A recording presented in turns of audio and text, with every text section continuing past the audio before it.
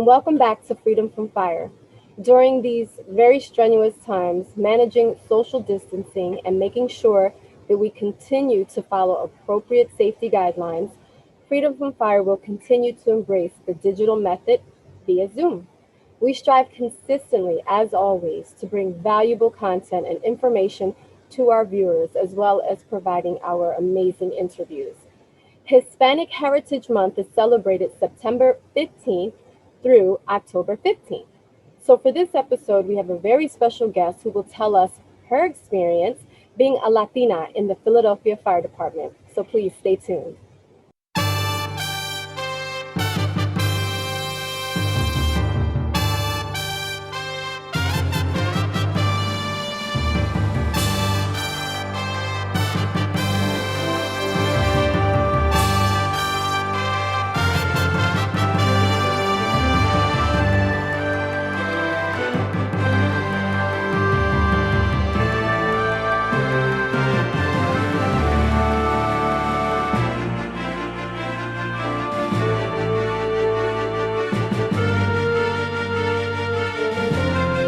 Hello, and welcome back to Freedom from Fire. I will be your host, Lieutenant Lisa Desamour.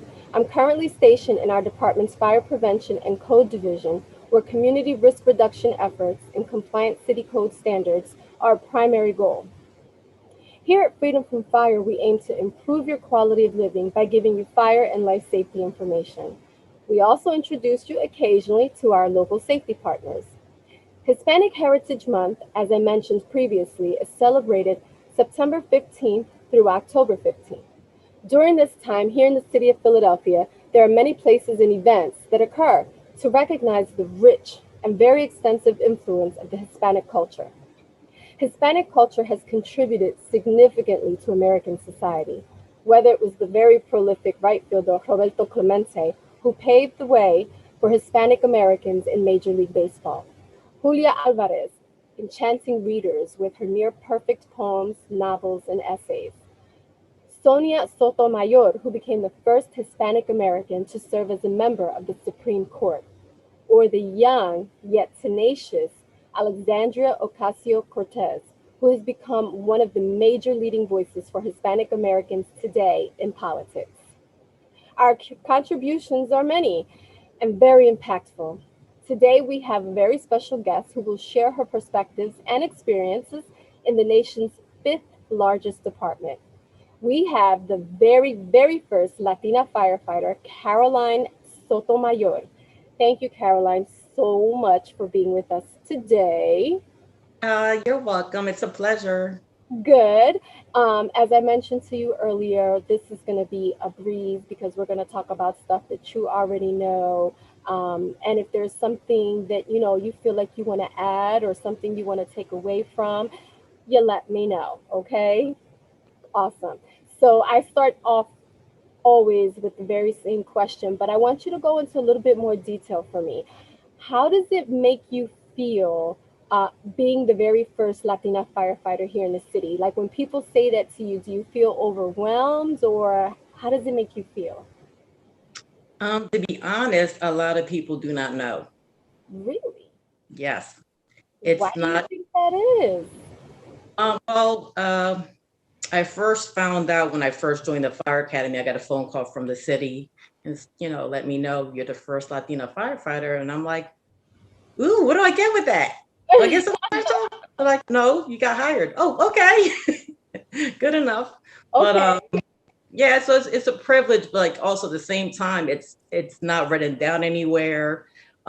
Just people know that are on the job, but otherwise people really don't know.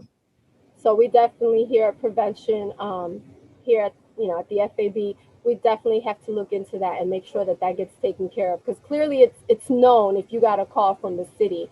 So we want to make sure that you definitely rightfully get recognized for being the first Latina firefighter here in the city of Philadelphia. Definitely. Um, The so with day of that being graduation, said, I was interviewed. what was that? Actually, the day of graduation, I was actually interviewed by Channel 6. Really? So we got to look Yeah. at that interview because I want to see that. I remember when I got in the department and people talked about you. and they were like, "Oh, you're Latina, you got to hook up with Caroline. She's awesome. She's this, she's that." And I thought that was like the coolest thing ever. So, for it to be not officially recognized, we'll make sure that that gets taken care of. I want to make sure I put that out there. So let me know, or tell our viewers, let everybody know, Caroline, who are you? What type of person are you? What did you envision for yourself growing up? Was it a firefighter? How did you grow up? Well, my mother's Ecuadorian. My father was Puerto Rican. They're both passed, unfortunately. But I grew up in a very strict Latina household, very religious. So growing up, my parents got divorced at an early age. So it was just my mom, my four brothers and sisters, and great grandma, because you always got your grandma living with you. Yep. And I was actually 12 at the time, and we were living in a low income housing. And we didn't have much money, we were poor. My mom didn't speak English. I actually learned English watching Sesame Street. Wow. I know. That's crazy. So the one day I was 12 years old, and I was in the bathroom, and it had like a exhaust fan in the bathroom, and I see like little sparking. Now I'm 12 years old. I never really saw a fire, and I'm like, call my mom. I said, "Mom, look." And she came, she's like, "Oh my God, fire, incendio." So they're screaming, freaking out. We're all outside. I'm crying, like, "Oh my God, we're going to lose our home and stuff." And, even at a young age, I knew that we were struggling and we didn't have much. And that's all we have is just the roof over our head. Mm-hmm. So I remember engine two came in. It came out as a box, but engine two came in, pulled the ceiling, contained it to the bathroom. And I just felt so relieved because I knew what would have happened if we would have lost the apartment. Right. And to me, that was like just the greatest feeling. Like, you helped me, you saved my family. So to me, it was so touching, and I just glorified them after that. But at the time, obviously, they weren't women, or they were women, but they weren't in North Philly. They were always, Right. down somewhere else. So I Mhm. think it was that day I wanted another child to feel safe, that I'm there to help them. So like that always stayed with me. That's awesome. And I'm glad we're having this conversation because I get to learn so many. I mean, you've been on the job a lot longer than I have, but I'm learning stuff about you that I never knew. And it might sound corny, but it's admirable. It really is. So I appreciate you sharing all of this with us. I really do. Um, what is something that you loved about your culture growing up? Um, I guess there's good and bad things, and I'll start off with the good, and that is just loving who you are, loving just being family oriented. Hmm. We did everything together. You did everything with love and caring. My mom was, like I said, was very religious, so we were always going to church, and we just had this close bond. Um, and basically, my mom raised me just to be a housewife. It wasn't to go to college because I actually wanted to join the military, and that was a heck no. You're not leaving until you're married. So I didn't even, in my mind, even thought I would be a firefighter ever because that's what men do. Women didn't do that. I was supposed to cook and clean, put on lipstick, and that was it. That's the famous household. That's growing up Latina in a Yeah. Spanish speaking household. I mean, Yep. to the T. I remember. Absolutely. I remember. Absolutely. Um, Something both. It doesn't matter. It's my background. yeah, absolutely. And when folks ask me, questions like that or along those lines, I say the same thing.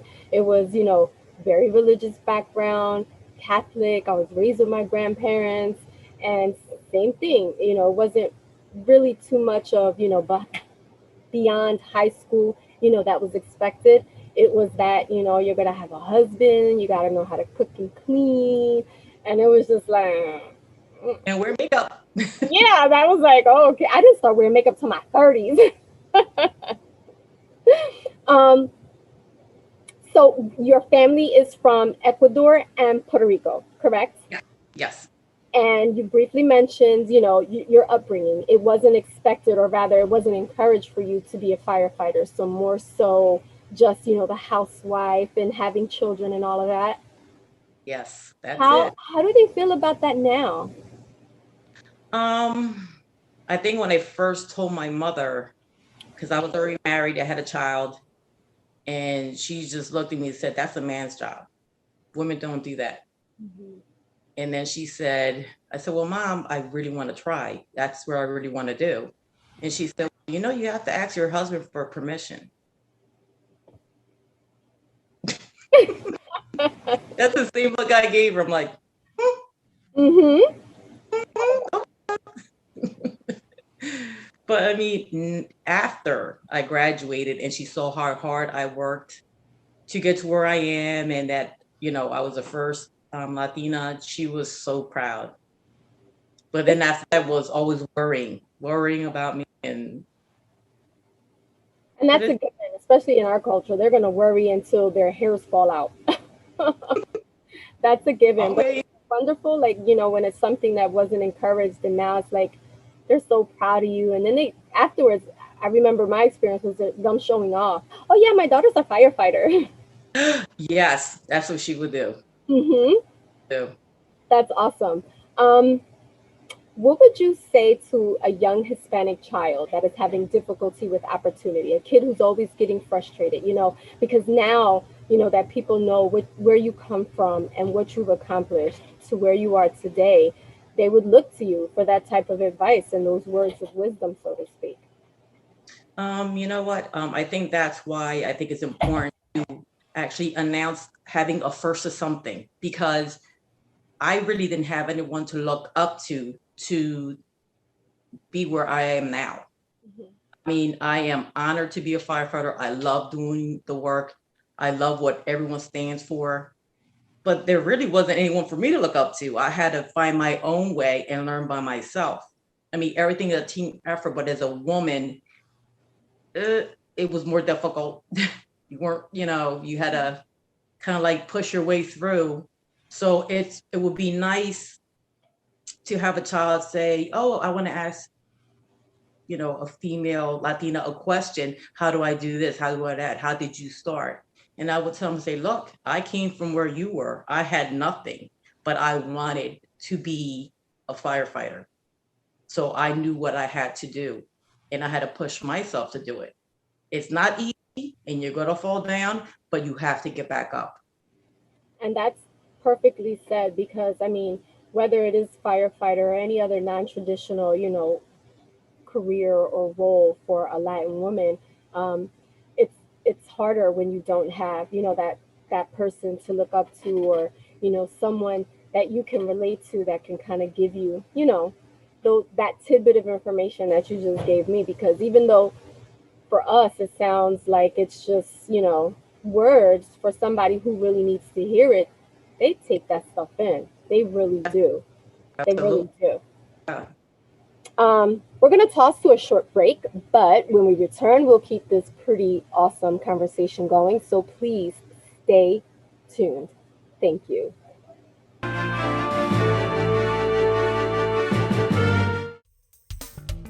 As birthplace to the first volunteer fire companies, Philadelphia is home to one of the nation's premier fire museums.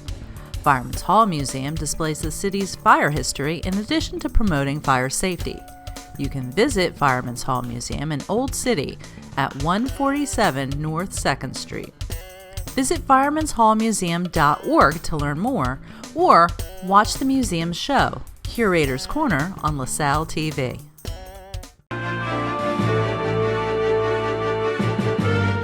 Welcome back to Freedom from Fire. I'm your host, Lieutenant Lisa Desamour.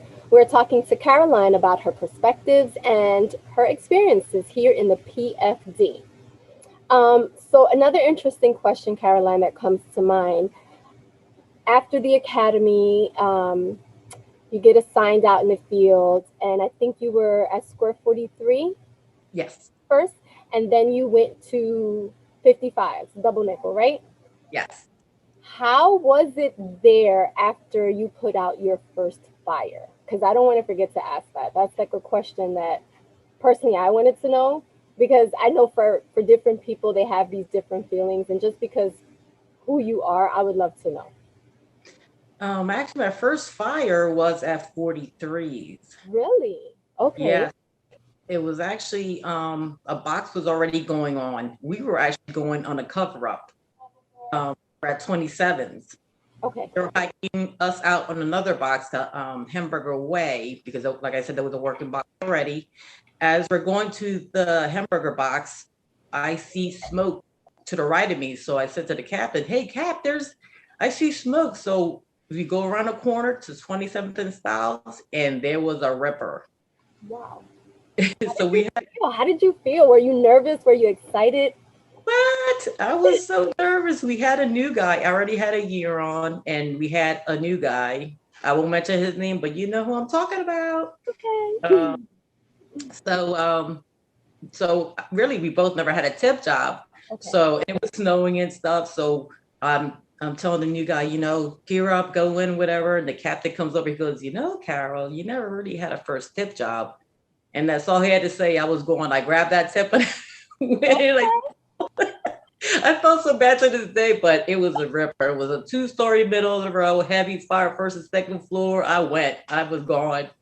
Awesome. I See, was, that's that Latina drive. I love ooh, girl, all you had to tell me was once because I felt bad because he was the new guy. So, well, I could, let him, give him his chance. And I said, you know what? I'm taking it. taking it as you should. It's funny because after I put the fire out, like I'm trying to make this second floor. Okay. And this is stuff you don't think about in fire school, but I make the second floor and the captain's like, get on the second floor. And it kept moving. And I get back on the step. I'm like, Cap, the floor is moving. Ooh. He's like, all right, stay on the step. So once the smoke cleared out, there was only a plank that was in front of me that I was stepping on. Wow. So if I would have took that step onto the second floor, hence why they tell you sound the floor, thank God, I would have been You would have went through that. not Wow. not here because it was heavy fire throughout. So Wow. yeah. And it's funny because I didn't realize I was scared until I got back to the station. I couldn't stop shaking. Isn't that funny how afterwards those feelings start to kick in? Yeah, because I wasn't thinking about it there. I was like hype and everything. And I got back, I'm like, oh my God, I almost just, got hurt. Yeah, I don't know. It's almost as if you forget to be, I don't know, your adrenaline takes over and that other side of you, kicks in, especially from fire school. But as you notice, like I'm flipping back and forth between your experiences and trying to incorporate, so if you feel like rather I'm all over the place, please just understand that I want to kind of get a whole bunch of information in, but we got a little bit of time. What do you think is an issue with or a concern with the Hispanic community that doesn't get talked about a lot? I think at this point, a lot of it is safety. By safety, I mean the murder rates. It's just crazy in Philadelphia, so everybody's worried about that. And then the second is the pandemic that's happening. Mm-hmm. People are losing their jobs, they can't support their family, and we're always worried about our seniors. So I think safety right now is the number one key thing right now. And everybody's nervous, everybody's scared. And, sometimes they just call because they're afraid. And you just, talk to them and just try to calm them down because I totally get why everybody's so nervous. Yeah, I agree. I mean, it seems like that's affected across so many communities. And even as we said, we're highlighting the Hispanic Latin community. And people they get scared. It's one of those, you want to keep your family unit together. You want to keep them safe and kind of block out the white noise for lack of a better word. But yeah, you're definitely right about that. Definitely. Like major concern. I think everything else is out the window at this point. It's like we're just worrying about being okay. Mm-hmm. You're right. What would you say about your overall experiences in the PFD? One specific, let me clarify that. How were you received at 55s? Like, what was that like? Like the station itself and then the surrounding community? Well, there wasn't too many females at the time. I was number 12 when I came on. Wow. Yeah, there wasn't that many. So I can't even imagine what they went through before me. I heard stories, from them. But until you go through it, you kind of don't know. Right. The way I felt about it is I'm going to do the best I can do. My biggest thing that I kept saying to myself that's most important, if I cannot do this, I will not put somebody else's life in jeopardy or my own. But once I got there and actually had a first job, because everybody has to see you can do it, started easing up some. Not much, but they got to keep your toes. But no, it wasn't easy. It wasn't easy. How about the community? How was, like, when people would see you driving the truck, did you get any looks or comments? You go, girl. That's all I ever heard. You go, girl. You go. Especially the Latinas, especially the Latinas. Like tiller qualified. So when we used to go out training on the tiller, and there's people in the cars, they're like, everybody will point at me like, it's a girl, it's a girl. So it's funny, and I would just wave back. It's cool. I actually enjoy all my experience, good or bad. I mean, you learn, and the one thing I did learn on this job is how important mental health is, because it really, really puts the pressure on you to be perfect, to do your job, to not fail, not to have feelings. But you know what? Eventually it does crashing down. It comes crashing down on you. And you know what? A lot of us, unfortunately, commit suicide or turn to drugs or alcohol. So, I mean, the one thing I do want to stress to anyone on this job and anyone thinking about coming on this job is mental awareness. Just, talk about it. There's a lot of tragedy on this job, and sometimes you just can't take it all in at once, and you just push it down and push it down. And then next thing you know, something in your personal life happens, and you just tumble. So just, always remember, we're family. We have to look out for each other. Sometimes you just have to call and say, hey, are you okay? I'm here for you. Let's not judge each other because we fail at something. Sometimes something's going on. Don't judge your brother and your sister. Just be there for them. Yep. And I'm so glad you brought that up, because that is like taboo across so many cultures. So And taboo. then in the fire department, the culture of the fire department, it's almost taboo. Like, when you first got on, that was like something that it was like you said, oh, you can't have feelings. And Do the job, get it done, but it takes a toll. It really does. And you know what? That's the one thing I learned is I have to take care of myself. And if I feel a certain way, I'm going to express it. And now I know if I get to a certain path where I can't handle it on my own, I'm ask for help.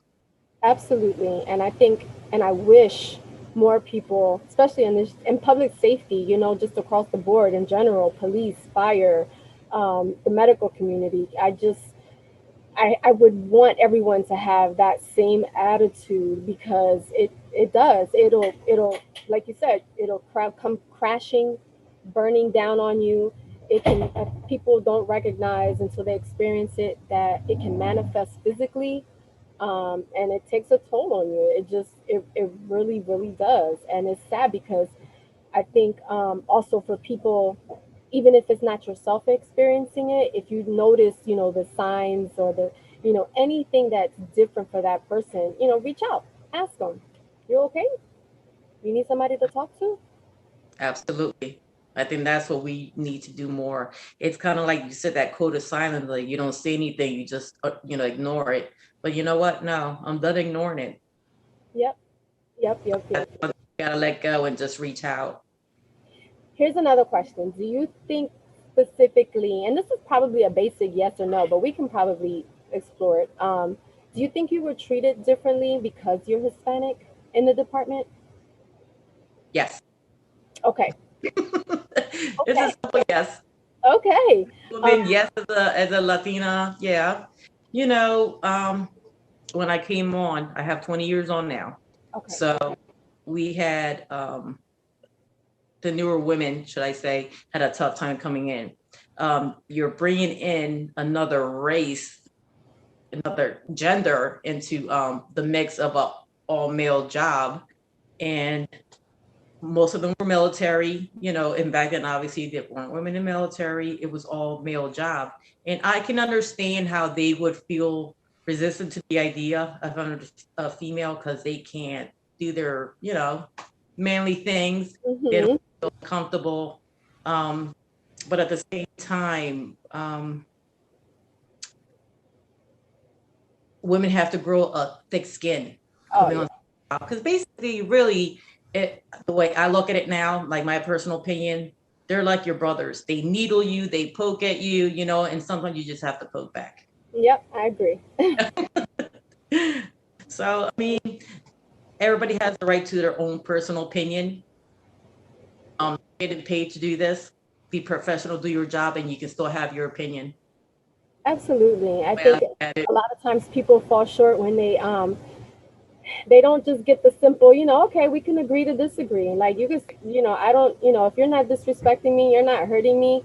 Everyone's entitled to their opinions, I mean, that's what sets us apart. That's what makes us individuals, But at the end of the day, if we can still come together, for the greater good and, still be able to follow our passion here in the fire department, I think it's so much easier said than I know than done, because I'm sure there's going to be folks who like, oh, well, they can say it with ease, but, it's difficult. But when you think about it, it's really not. Anything you want to say, if there's something you want to say to a Latina, a woman in general, what would you say? I would say try to understand other people's feelings. Always act the way you were raised, show love, consideration, but also stand firm in what you believe in. Agreed. Always keep your family close and don't let the little, things bother you. Sometimes, let those little things go. Perfect. Thank you, Carol. Thank you so much. I really do appreciate this. I hope you can feel the genuineness. I get animated sometimes, but I really do truly appreciate you taking the time with us today. It was awesome. Thank you. Good. Remember, if you would like to find out more about us on LaSalle TV, you can check out our social media sites. And if you're interested in learning about the Philadelphia Fire Department, visit our Facebook, Twitter, and web pages. Also, check out Fireman's Hall Museum, located at 147 North 2nd Street, and meet with our museum curator, Brian Anderson. I would like to once again thank Carol for coming on with us today. And I would also like to thank you for tuning in and watching. So until next time, remember, fire is everyone's fight. Stay safe and remain free from fire.